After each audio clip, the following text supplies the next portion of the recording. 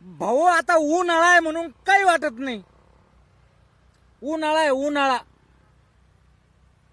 तुम्हाला हे ऊन दिसतं ना ऊन. आता हे जे व्हिडिओ बनवून राहिलो हे आता दिवस माळवलाय म्हणून दिवस माळवला म्हणून शिराळ वाटतंय. पण आता उन्हाळा चालू आहे ना. उन्हाळा घरी पोरायला म्हणलं बाळू पावसाळा लागायच्या तोंडाशी म्हणलं वारं सुटतंय जाम.